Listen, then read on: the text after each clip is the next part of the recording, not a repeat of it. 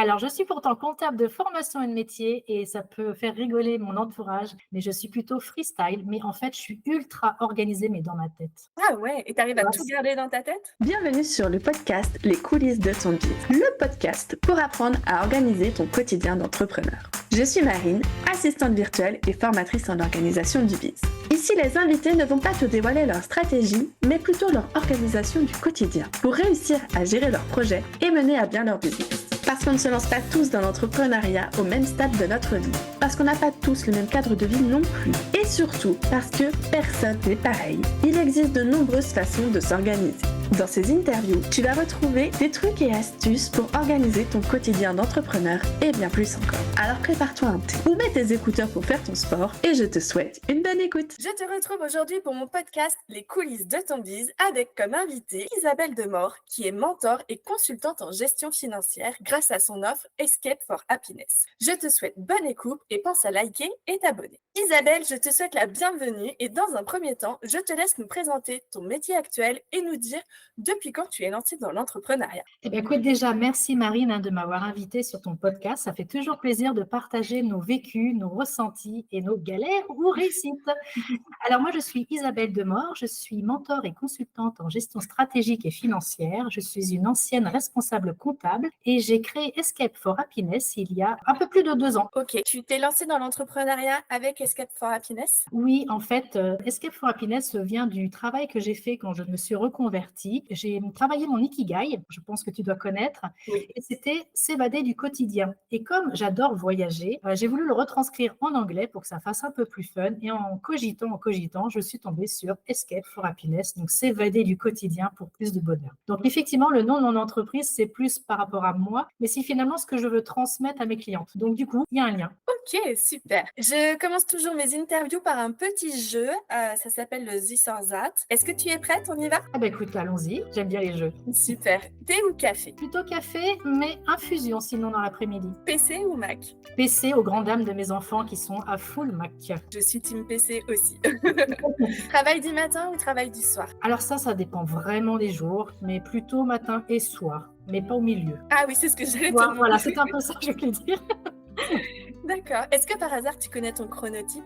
Pas du tout, mais justement, je suis en train de me demander si ce serait pas judicieux de le regarder, surtout par rapport au sommeil. Ah oui. Tu es plus travail solo ou travail cowork? Alors moi, je suis plutôt en solo, je suis très discrète, très réservée, mais j'aime bien me rendre à des rendez-vous d'entrepreneurs justement pour échanger et discuter. Mais au niveau du travail, non, je suis plutôt en solo. Ok. Tu travailles chez toi ou tu as un bureau? Chez moi ou en voyage, donc j'emmène mon travail et mes clientes avec mon ordinateur. Ok. En général, tes clientes, justement, tu les tutoies ou tu les vouvoies? Ah, je préfère les tutoyer. En plus, moi, j'ai une thématique, hein, donc l'argent, les finances, c'est plutôt tabou, plutôt voilà. Donc, je préfère justement dès le début casser ce côté tabou en ayant cette proximité du tu. Tu es plus livre ou série?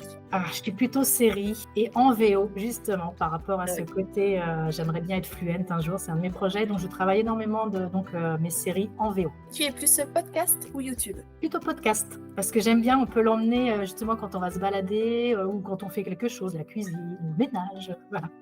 Et la question Insta ou LinkedIn? Alors, j'ai les deux, mais j'ai une préférence pour Instagram, c'est quand même beaucoup plus ludique, plus fun. Tu es team organisé ou freestyle? Alors, je suis pourtant comptable de formation et de métier et ça peut faire rigoler mon entourage, mais je suis plutôt freestyle, mais en fait, je suis ultra organisée, mais dans ma tête. Ah ouais, et tu arrives à tout garder dans ta tête? C'est dans ma tête, en fait, je ne fais rien par écrit, ce qui est le grand désespoir des gens qui sont dans l'organisation, parce que c'est vrai que c'est quelque chose qui est complètement inné en moi, en fait. Ah, je t'envie là-dessus. Je n'arrive pas, moi. Ah, si c'est dans ma tête, ça me prend la tête, justement. Et du coup, j'arrive pas à garder en moi. Il faut absolument que ce soit écrit quelque part. Pour contextualiser à ceux qui nous écoutent, peux-tu nous dire quel est le type de société que tu as? Alors, j'ai fait tout simple, comme beaucoup de gens qui se lancent dans l'entrepreneuriat à leur début. J'ai pris donc le statut d'entreprise individuelle sous le régime de la micro-entreprise parce que c'est tellement simple à mettre en place. Mais bon, c'est pas forcément adapté à tous les types d'activités. Est-ce que tu peux nous partager du coup ton chiffre d'affaires annuel si c'est pas tabou pour toi? Alors, c'est pas tabou, mais c'est surtout pas très pertinent parce qu'actuellement, j'en suis qu'à ma deuxième année, tu vois. Donc, mais par contre, ce qui est vraiment pertinent à voir, c'est l'évolution de son chiffre d'affaires. Et là, par contre, fin février 2024, j'avais doublé mon chiffre d'affaires de 2023. Donc, mon l'entreprise commence enfin à se faire connaître, à se développer. Et c'est ça qui est très important et que je transmets à mes clients, c'est de suivre ces données chiffrées. Parce que c'est ça qui est pertinent. C'est pas le montant, parce que derrière, tu peux avoir plein de frais. Ça veut rien dire, un chiffre d'affaires. Mais en tout cas, non, bon, de toute façon, pour l'instant, je ne vis pas encore de mon activité. Et c'est grâce en fait, à mes économies et à ma bonne gestion financière personnelle que je peux prendre le temps de faire développer mon entreprise. Donc ça, c'est vraiment le truc qui est vraiment à regarder et à travailler. J'adore ton retour.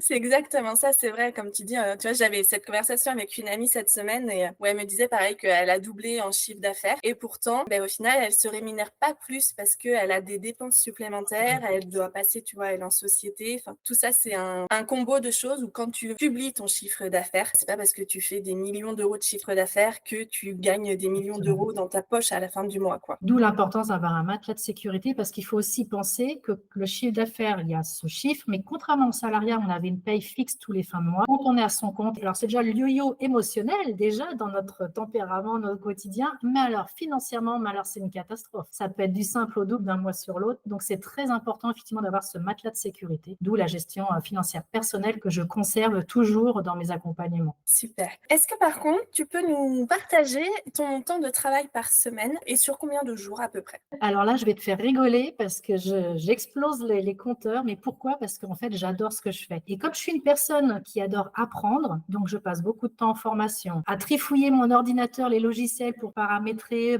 tu vois, mon site internet, des paramétrages de Calendly, des paramétrages sur Canva, tu sais, de créer des visuels, etc. Ce qui fait qu'en fait, je passe énormément de temps sur mon entreprise, en plus de mes clients. Donc, du coup, j'ai une fluctuation de 40 à 50 heures facilement par semaine, du lundi au samedi midi. Je me garde le samedi midi jusqu'au dimanche soir, à titre personnel, pour ma famille, voilà, mon entourage quand même. Mais sinon, c'est vrai que c'est très large parce que c'est ce que j'ai voulu créer avec mon entreprise. C'est vraiment d'être libre d'apprendre. En fait, j'adore apprendre. Donc, avec l'entrepreneuriat, tu le sais très bien. On a nos clients, mais on a tous les outils qu'on utilise au quotidien, notamment les réseaux sociaux. Et il faut toujours apprendre, apprendre, apprendre. Tu prêches une convaincue, hein. Une grande fan de formation. J'ai toujours un livre business en cours. J'ai toujours des choses comme ça. Forcément, on ne dit pas que c'est du travail à 100%. Et pourtant, quand on voit dans les coulisses le temps qu'on passe à se former, à apprendre, comme tu dis, ou même à faire de la technique. On est des vrais couteaux suisses. Mais par contre, à côté de ces fameuses 40 à 50 heures, je ne m'empêche pas de partir en week-end, je pars en vacances. Et si à 15 heures, il fait super beau et que j'ai envie d'aller me balader en forêt et que je n'ai pas de clients à satisfaire, je ferme mon ordinateur sans culpabilité et je m'en vais pour 2-3 heures de marche, tu vois. En fait, quand on est à son compte, il faut trouver le rythme qui nous convient, pas s'imposer les choses. Dans mon entreprise, c'est ce que j'ai voulu créer, sortir du métro boulot dodo, du salariat. Après 30 ans quasiment de salariat, c'est clair que j'ai voulu casser ce côté très encadré et très corporate. Tu imagines bien en tant que responsable comptable. Si c'est pour me recréer ça, c'est pas la peine, je repars au salariat. Donc, tant que je kiffe, tant que ça me fait plaisir et que j'anime ce côté apprentissage, pourquoi chiffrer et se jeter la pierre? Parce qu'on passe 40 à 50 heures. Par contre, tu traques quand même ton temps ou c'est vraiment comme ça à la louche que tu me dis 40 heures semaine? Je ne traque pas mon temps. C'est un peu comme mon organisation. Tout est dans ma tête. C'est quand je ressens, en fait, j'écoute plus mon corps et ma fatigue. Si je vois que, mais attends, Elisa, ça fait peut-être un petit peu longtemps que tu es assise derrière ton écran, va faire un tour. Parce que j'ai essayé, j'ai utilisé des petites, comme tout le monde, j'adore toutes les applications, je les teste. J'ai essayé de traquer mon temps. J'y arrive pas. Je tiens 2 jours, j'y arrive pas. C'est pas grave, hein? C'est toujours ce côté contraignant de mettre par écrit, de noter, noter, noter, noter. Je veux sortir de ça. Je veux vraiment m'écouter. Ok. Est-ce que tu as des prestataires ou des salariés qui t'accompagnent dans ton quotidien? Alors non, je suis donc full solo et comme tu l'as vu, j'adore apprendre, donc je fais tout moi-même. Donc parfois, c'est très chronophage, très fatigant et voilà, il y a des choses, peut-être effectivement, quand mon entreprise va se développer, il y a des choses que je délèguerai, tout ce qui est très chronophage. Mais je trouve très important quand on se lance à son compte, c'est de savoir tout faire, tout apprendre et après, comme ça, on sait quoi déléguer une fois qu'on a suffisamment de chiffre d'affaires. Ouais, exactement. Surtout que là, en fait, moi, ce que je conseille aux gens qui veulent déléguer, comme toi, là, qui sont solo au début, c'est vraiment après de savoir faire pour pouvoir partager à ton assistante ou à ta CM ou autre. Par exemple, moi, je suis donc mentor, je suis consultante, je suis un peu aussi coach, etc. Donc, du coup, c'est moi, en fait, qui accompagne mon client. Donc, si c'est une autre personne qui fait ma communication ou qui va transmettre par mail ou des échanges, enfin voilà, c'est important qu'il y ait ma patte, en fait, Oui. qu'il y a que ma charte graphique, qu'il y ait ma patte, qu'il y ait ma façon de parler. Sinon, du coup, le client, il va se retrouver un petit peu perturbé, il ne va pas comprendre que c'est moi qui suis derrière qui l'accompagne. Et donc, par contre, là, c'est mon côté maman maternelle. Le jour où je délèguerai, je sais que j'opterai plus pour des jeunes qui se lancent ou des apprentis ou des jeunes qui ont besoin d'un stage parce que justement, ils ont besoin de ce coup de pouce pour débuter cette visibilité, cette première expérience à mettre sur le CV. Donc, je pense que j'opterai surtout pour des jeunes qui débutent. On va rentrer maintenant dans le vif du sujet du podcast, qui est l'organisation du quotidien des entrepreneurs. Je pense que ta réponse va être non, mais je la pose quand même. Est-ce que tu as une semaine type? Eh bien entendu, non. Et justement, ça va être, en fait, ce qui va caler ma semaine, ça va être les rendez-vous que les personnes vont prendre sur, on appelle découverte, parce que ça, j'ai au moins ce côté organisé, ce sont les mardis et jeudis. Ça, j'ai paramétré sur Calendly. Mais dès qu'il y a un client, c'est priorité un client. Donc, s'il a besoin d'un mardi ou un jeudi, bien entendu, je vais décaler. Donc, ça, c'est les choses qui sont organisées, ainsi que ma newsletter, un samedi sur 2. Tout le reste, en fait, va se caler par rapport à des rendez-vous entrepreneurs. Tu vois, je suis abonnée à des newsletters, donc je m'inscris en présentiel ou distanciel. Donc ça, je vais bloquer ça dans mon agenda. Je vais bloquer tous les événements importants personnels, rendez-vous médicaux, familiaux, etc. Et en fait, tout va tourner autour parce que comme je te l'ai dit tout à l'heure, moi, je suis du lundi au samedi et c'est à la carte. Moi, mes enfants sont grands, donc je peux aussi travailler le soir s'il y a un besoin. En fait, mon critère qui va faire suivre ma semaine, ça va être le côté liberté et plaisir. À part tes rendez-vous clients qui, eux, sont fixes sur une journée, le mardi ou le jeudi, le reste, lundi, mercredi, vendredi et samedi, c'est vraiment en fonction de ce qui arrive au fur et à mesure des semaines. Alors, c'est ça, sauf que c'est pas les clients mardi et jeudi, c'est les appels découvertes. Les clients, ça va être quand il a besoin. Je m'adapte vraiment aux clients parce que c'est important pour moi d'être présent à l'heure qui lui convient, lui ou elle, pour travailler ses finances. Ok, super. Dis-moi, comment tu gères ta boîte mail et tes appels? Alors, les mails, c'est une catastrophe. Que ce soit pro ou perso, j'ai toujours peur de perdre une info, d'en avoir besoin pour plus tard. Donc, c'est une catastrophe au niveau… et moi qui aime beaucoup l'environnement, des fois, je me sens pas très à l'aise. Mais bon, je me dis un jour, je m'y mettrai. Mais donc, je garde en fait majoritairement mes mails. Par contre, il y a un classement. Pour mes clients, ils ont un dossier. Tout ce qui est entrepreneur, justement, les réseaux d'entrepreneurs, et j'ai nommé en fait un dossier dans ma boîte mail. Comme ça, je les range tous au même endroit. Il y a quand même un classement. C'est juste que je jette très rarement. Donc ça, c'est pour les mails. Et sinon, l'organisation, je vais regarder le matin au réveil, quand je commence ma journée de travail, le midi et en fin de journée. Et les réponses aux mails, c'est sous 48 heures grand max. Au niveau des appels téléphoniques, alors je déteste le téléphone. Par contre, j'aime beaucoup le côté humain des vocaux et des visios. Donc principalement, avec mes clients, on a toujours un groupe WhatsApp à 2 ou avec des entrepreneurs, c'est par WhatsApp. C'est donc soit par message écrit ou vocal. Et de temps en temps, il y a des rendez-vous en visio. Et pour mes clients, c'est pareil, j'ai des rendez-vous en visio en plus des mails et du groupe WhatsApp. Ok. Et ça, du coup, c'est en fonction des besoins, justement, de tes clients que tu vas les caler. Je suis en fait tout le temps disponible, c'est juste que je leur dis, je réponds sous 48 heures. Comme ça, moi, ça me permet par rapport à ma vie personnelle de m'adapter ou si je suis en voyage, si j'ai un décalage horaire, de pouvoir avoir le temps et de m'engager effectivement sous 48 heures. Mais en général, ils attendent maxi une demi-journée, pas plus. Super. On va passer au truc phare pour toi. Comment tu gères ton suivi compta? J'en fais pas. Non, je rigole. Je me suis dit, quoi? C'est pas possible.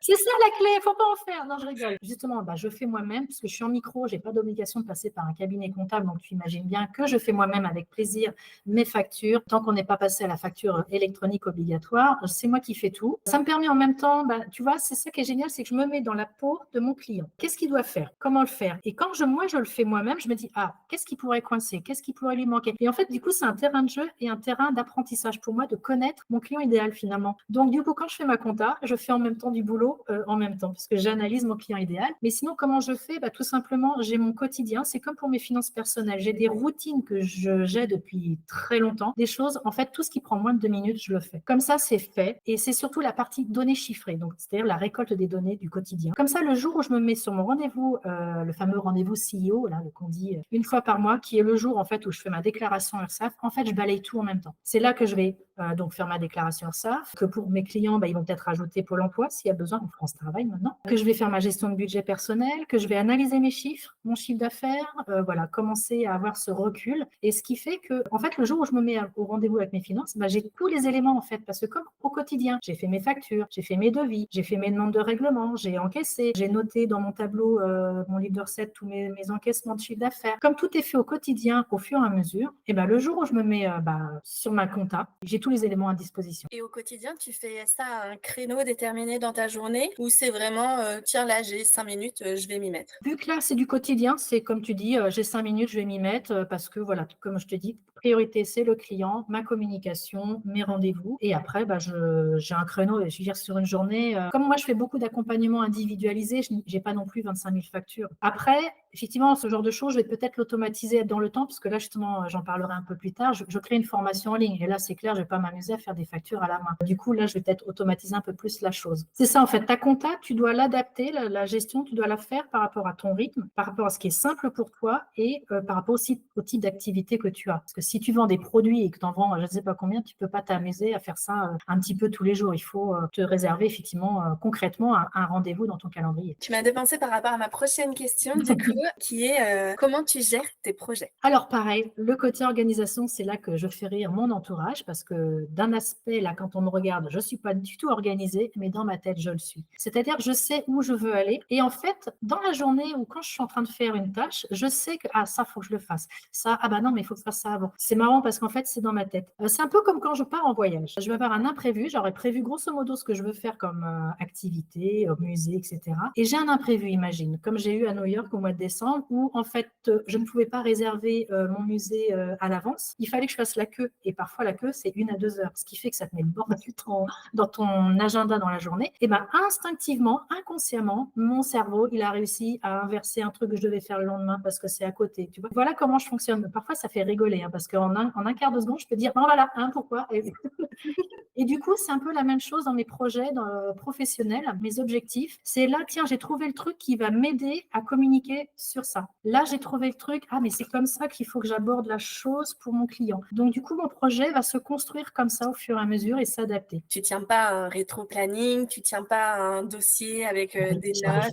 J'arrive pas. Tu vois, on creuse le truc, je n'arrive pas à poser les choses. Alors, peut-être que c'est pas bien, ça, je le verrai avec le temps. Ça fonctionne. Pour l'instant, ça fonctionne puisque j'ai créé comme ça mes accompagnements one-to-one. Après, j'ai enchaîné sur la création de mes ateliers. Et là, maintenant, je fais faire ma formation en ligne. Donc, tu vois, la création, en tout cas, de mes produits, mes offres, fonctionne. Maintenant, peut-être que c'est sur ma communication où il va falloir que je travaille peut-être plus posément par écrit. Je vais voir. Ouais. Mais en fait, l'entrepreneuriat, c'est ça, c'est du test and learn en permanence et c'est ça que j'aime beaucoup. Je trouve ça fascinant parce que du coup, c'est rare les personnes qui avouent avoir tout dans la tête. C'est ce que je dis moi à mes clientes, en fait, peu importe la méthode qui va s'adapter à toi, du moment qu'elle fonctionne pour toi, il faut que tu continues là-dessus. C'est le jour où ça ne fonctionnera pas et où tu n'arriveras pas à lancer des nouveaux projets ou autres, que là, il faut que tu te poses des questions. Mais là, toi, clairement, ta méthode, elle fonctionne pour toi. Elle n'est pas du tout adaptée à quelqu'un comme moi. Et oui, je sais que ça peut faire peur pour voilà. des personnes qui ont besoin d'écrire, de savoir que lundi on fait ça, mardi on fait ça, que le mois de mai c'est ci, le mois de juin c'est ça. Moi, j'y arrive pas. J'arrive pas à me projeter. Par contre, je suis animée d'un truc, c'est-à-dire de vivre de mon activité tout en voyageant, en étant libre. Alors, je parle pas d'être digital nomade, ça m'intéresse pas du tout. J'aime bien mon chez-moi. J'adore partir et revenir, mais c'est pas ça du tout. Mais c'est surtout d'avoir cette liberté. Ça doit être lié à mes 30 années de salariat, mon métro boulot dodo parisien. Je pense que ça a dû avoir un impact sur moi. Ce côté trop structuré de comptable, tu sors pas, t'es pas créatif. Dès que tu veux changer quelque chose dans ton travail, tu peux pas parce que t'es pas décisionnaire. Et là, c'est pour ça que je m'éclate dans ma boîte, c'est parce que je suis entièrement décisionnaire. Je fais ce que je veux quand je veux. Et en plus, ça, c'est tout à fait compatible avec mes clients, puisque justement, je m'adapte à leurs horaires. C'est très, très instructif. Je pense que ça va libérer beaucoup de personnes, tu vois, cet épisode de podcast qui attendait d'avoir quelqu'un face à eux qui disent « Non, mais sans rien, on y arrive aussi. Enfin, ça fonctionne. » En fait, il faut que ça te convienne. Il faut que ça te convienne et qu'effectivement, tu aies du résultat. Moi, toutes mes offres ont fonctionné. Ça n'a pas carburé, mais ça a fonctionné. Elles sont là. Bon, maintenant, j'ai plus qu'à recommuniquer dessus. Voilà. Mais en tout cas, les offres sont créées, tout est fait. Super. Justement, on va aborder le sujet communication. Dis-nous comment tu gères ta communication. Alors, je suis en freestyle, comme tu l'imagines. Non, mais sérieux, j'ai je ne sais combien comment on appelle ça, d'espace Notion, enfin de pages Notion que j'ai eu. J'ai même acheté une formation sur Notion pour avoir justement un calendrier édito bien structuré. J'ai tout ce qu'il faut. Alors là-dessus, il n'y a aucun problème. Mais alors, dès qu'il faut se mettre dedans, je dis, ouais, mais non, ça me correspond pas parce que moi, j'aime bien communiquer à l'intuitif. Bah là, par exemple, j'ai fait un réel il y a pas longtemps. Bah, je l'ai fait le jour même. C'est-à-dire qu'il a fait beau. Mon fils m'a demandé d'aller faire du sport. Ça faisait des semaines que je devais faire du sport. J'ai pris mon vélo, je suis partie, j'ai filmé, je l'ai utilisé comme support en fait de mon réel. Donc tu vois, je suis complètement freestyle. Là, je me suis mis dans un challenge de 30 réels sur 30 jours. Bah, j'en suis au 10e et je t'avoue que je l'ai fait au jour le jour. Ouais, je fais aussi ce challenge de 30 jours, là, un réel par jour. Moi, ce que j'avais fait, c'est que j'avais prévu dans mon calendrier édito les thèmes. Mais Oui, en vrai, le matin, j'arrive, je prépare mon réel aussi au jour le jour, là, parce que 30 jours, c'est énorme, je m'en ouais, rends c'est bien beaucoup. compte. Des fois, c'est au feeling finalement, je vais changer, je vais pas prendre le thème qui était ce jour-là, je vais le décaler au jour d'après. Et c'est comme ça là que je me sens bien. Alors que normalement, moi, tous mes posts et réels, ils sont prévus 15 jours à l'avance. D'accord, ah ouais, alors ça, j'ai jamais réussi. Je Ouais. l'ai essayé, j'ai essayé plein de fois, plein de fois, plein de fois.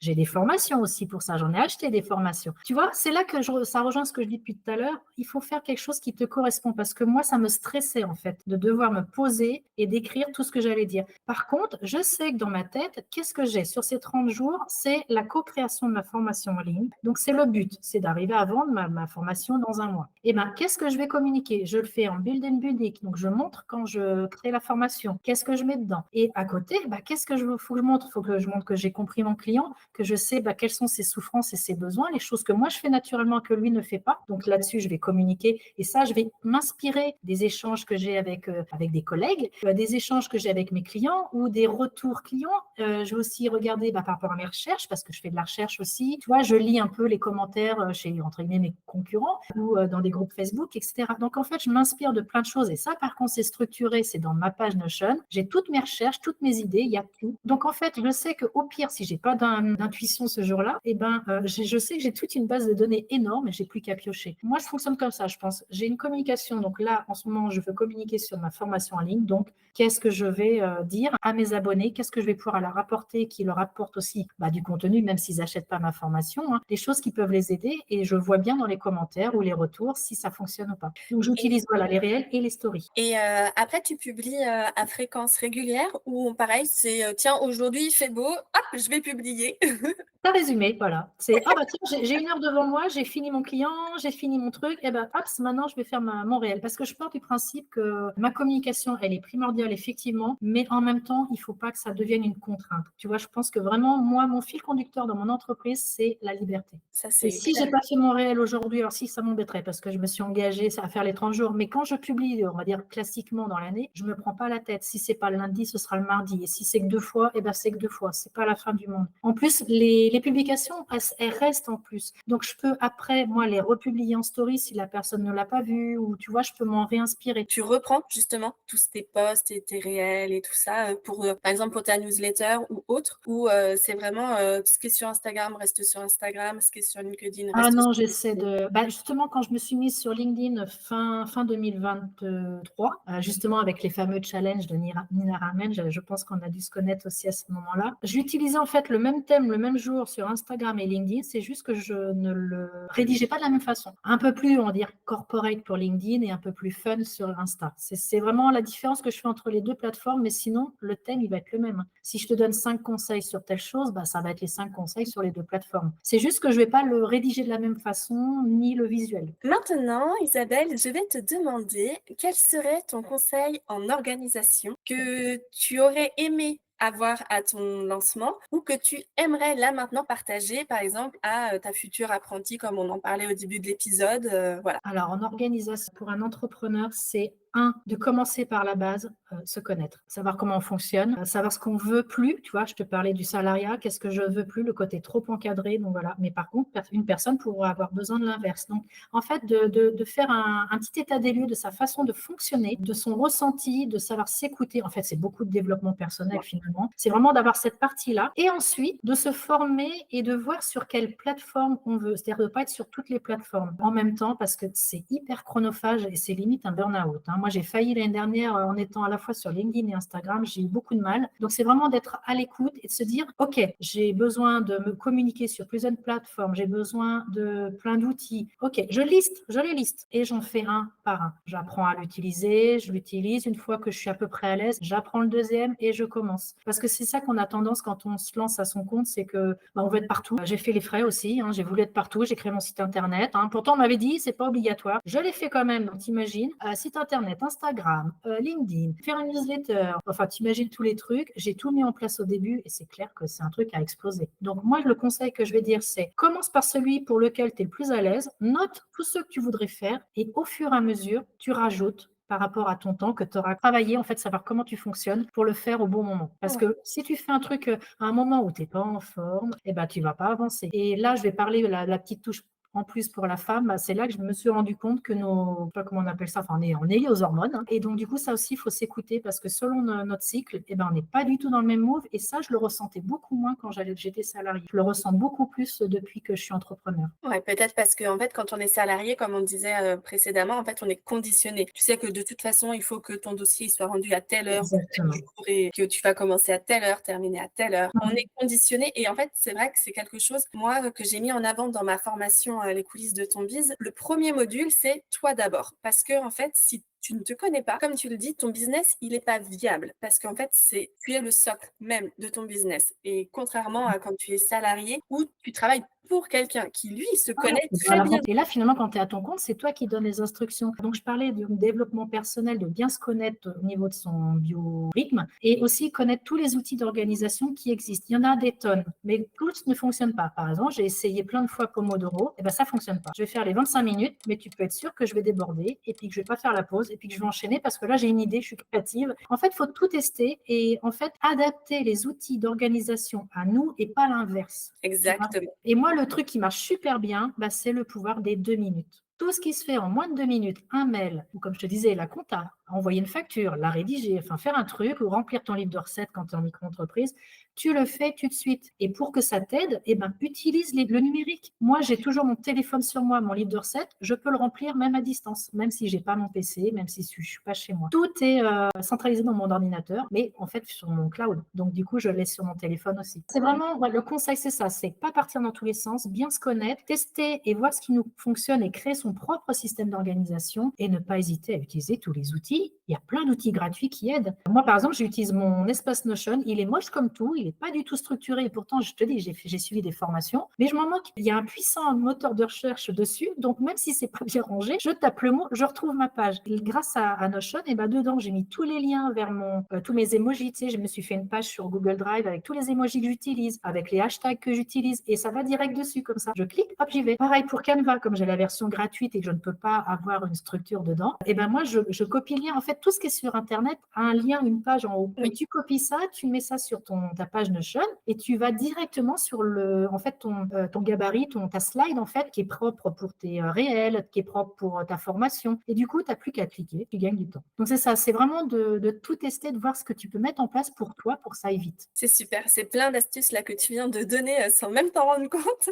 C'est hyper Mais intéressant. c'est ce côté partage, on a envie d'aider quand on a tellement galéré au début. Moi, combien de fois je passais du temps à me dire « Ah, faut que je réouvre Canva, faut que j'aille rechercher ma slide. » Alors que là, mais je suis bête, Isa, mais tu mets le lien, ça va direct. C'est clair. C'est vrai qu'il y a beaucoup d'entrepreneurs qui ont la version payante de Canva, mais tous ceux qui ne l'ont pas, c'est vrai que c'est une très bonne astuce de reprendre le lien et de l'avoir à un endroit précis, que ce soit sur ton Drive ou sur ton espace Notion, ou même dans tes favoris ou autres, Oui, et c'est ça. d'avoir juste à cliquer dessus pour le retrouver. L'important, c'est pas de l'avoir sur Canva, c'est vraiment de l'avoir à l'endroit stratégique pour toi mentalement. Voilà. Qu'est-ce que tu utilises au quotidien? Où est-ce que tu es quand tu travailles sur un poste, sur une communication, sur quelque chose, tes objectifs? Où est-ce que tu es? Moi, je suis sur mon espace Notion, donc c'est tout simple. Et c'est vrai que pour ça, Notion, il est vraiment génial. Tu mets tout ce que tu veux. Tu mets des liens Internet, tu peux mettre des vidéos, tutos.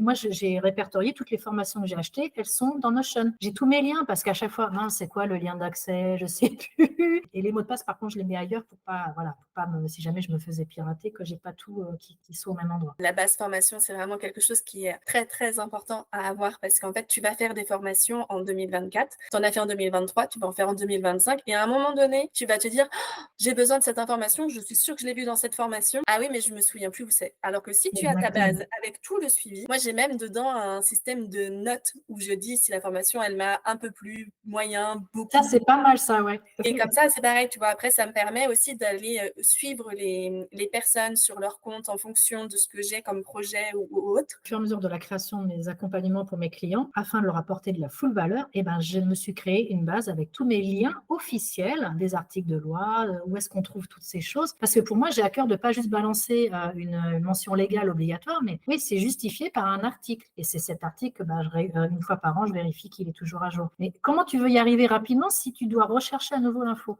On va parler maintenant, Isabelle, de tes futurs projets. Futur projet, ben, on est en plein dedans, hein. C'est ce que je te disais tout à l'heure, c'est la formation en ligne parce que je me suis rendu compte, en fait, moi j'ai démarré mon entreprise en étant en one-to-one, donc c'était de l'accompagnement dans la durée, donc ça fonctionne bien. C'était parti sur la gestion de budget et maintenant je vais au-delà avec la création d'entreprise, hein, on va jusqu'au bout et aussi sur sa gestion. Mais ça, c'est du one-to-one, c'est quand les gens sont prêts à investir, ont les moyens aussi, parce que je peux comprendre qu'on n'a pas forcément les moyens. Donc avec cet accompagnement, nickel. Après, j'ai enchaîné avec les ateliers en ligne et en présentiel, donc je suis aussi en train de les co-construire avec des partenaires en ce moment, donc soit toute seule, soit en partenariat. Et j'interviens aussi dans des programmes d'accompagnement, donc ça c'est la partie atelier. Et donc maintenant la nouvelle casquette, c'est la formation en ligne. Tu vas rire, mais c'était ce que je voulais faire au tout début. Tu sais, comme tout le monde, j'avais vu sur Internet, tu vends des formations en ligne et puis tu vas à Bali et voilà.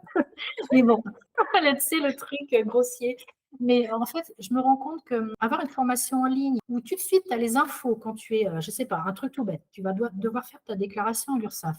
Mince, qu'est-ce que je dois avoir comme document? Les informations, qu'est-ce que je mets dedans? Dans quel ordre? Sur quoi je me connecte? Et bien, si tu as un endroit, une petite vidéo de 2-3 minutes qui te rappelle les choses avec les liens liés, et ben ça va aider les gens. Parfois, on a besoin, pas forcément d'un gros accompagnement, mais juste tous les petits trucs qui vont nous faciliter les choses au quotidien. Donc voilà, je suis en train de construire ça et je le co-construis en direct avec mes réels Instagram, justement tout le mois de mai de cette année pour le lancement en juin. Ça, c'est mon gros projet. C'est donc un projet que j'avais déjà il y a 3 ans. Mais je pense que j'avais besoin d'étudier mon client idéal, de me tester, de voir vraiment quel était le besoin avant de pouvoir créer cette formation en ligne. Parce que c'est un peu figé, vu que ça va être des vidéos avec des workbooks, etc. C'est important de ne pas devoir y revenir. Tu vois, toujours le côté optimisation. Parce que s'il faut rédiger à nouveau ou refilmer, tu prends plus de temps. Et là, du coup, tu as commencé déjà à filmer, à créer tes Non. supports, je veux dire. Non, j'en suis à la phase en fait de récolte de toutes les informations que j'ai eues sur les besoins de mon client, de tout ce qu'il a besoin au quotidien dans la gestion de ses finances personnelles comme professionnelles. Et je m'appuie énormément, je me questionne même parfois mes enfants justement au niveau de la gestion de budget. Je récolte vraiment tout ce qui peut gêner quelqu'un pour qui c'est pas quelque chose de naturel, pour qui c'est pas facile, pour qui c'est contraignant, pour voir vraiment tout ce qui peut l'aider. Donc du coup, c'est la phase très importante parce qu'après, une fois que j'ai ça, je vais après l'organiser comme là, il y aura besoin d'une organisation avec quelques modules, mais j'ai pas envie que ce soit trop long parce que moi, j'ai déjà eu des formations où tu as 20 minutes de vidéo, après tu as un workbook de 25 pages. Quand est-ce que tu fais ta déclaration URSSAF? Non. Donc, il faut la même chose, mais en tout petit, vraiment aller à l'essentiel, mais avec possibilité d'aller plus loin. Et donc, à l'après, donc, je filmerai et je pense que je filmerai vraiment au dernier moment pour être sûre que j'oublie rien, en fait, tout simplement. Puisque tout est dans ta tête, c'est ça? Exactement. Et c'est dur de vider sa tête, hein. Dis-moi, Isabelle, sur Oui. quel réseau est-ce qu'on peut te retrouver? Alors, donc, il y a Instagram, donc c'est escape.for.happiness. Je ne sais plus pourquoi j'ai mis des points partout, mais bon, peut-être que c'était pour que ce soit plus lisible. Donc, escape for happiness. Le même nom, .fr, mais sans les points pour mon site internet. Et sur LinkedIn, c'est Isabelle.Demort. Est-ce que tu aurais un livre, une vidéo ou un podcast business à nous conseiller? Alors, je ne vais pas faire très original, mais comme elles m'ont toutes les deux énormément aidé à mes débuts, je vais dire les 2 podcasts. Donc, Aline The Bee Boost pour Je peux pas, j'ai business, parce que c'est vraiment full valeur. Elle apporte énormément. Et Mylan Ford, je crois que ça s'appelle Révèle-toi. Alors, je crois qu'en ce moment, elle a changé un peu le truc, mais je pense qu'elle a laissé en ligne son podcast. Et justement, c'est cette fameuse femme entrepreneur que j'avais interviewée. J'étais sortie de ma zone de confort en 2022. Je lui avais proposé de faire un live Instagram avec moi et elle avait accepté. Donc, j'étais vraiment très, très contente. Donc, c'est pour ça, si je peux lui faire un petit coup de pub aussi, voilà, ce serait un bon échange parce qu'elle m'a donné sa confiance de me consacrer du temps. Donc, ces 2 personnes, ces 2 podcasts sont vraiment très riches déjà pour quand tu débutes ou même quand tu es déjà dans les premières années, parce qu'il y a beaucoup de rappels, mindset, organisation, justement, les choses à faire attention, etc. Enfin, moi, j'ai beaucoup appris avec toutes les deux. Et en niveau un livre, parce que j'ai envie aussi, parce que je la trouve trop marrante, c'est Charlotte Scapin. Elle a écrit un bouquin, alors c'est marrant parce que c'est un petit peu vulgaire, c'est fucking, attends, je l'ai noté, La putain de fucking confiance en soi. Donc là, c'est plutôt du mindset et j'ai adoré son livre. Je connaissais pas du tout. La putain Et de et fucking confiance en soi, c'est ça? ouais, c'est ça, c'est trop génial. Donc, c'est Carbon Theory, sa chaîne Instagram. Franchement, voilà, déjà, avec ces trois choses-là, tu as le développement perso, tu as le business. Si avec ça, déjà, tu n'arrives pas à structurer pas mal de choses, là, je ne sais pas ce qu'il faut faire. Bah, faire appel à nous.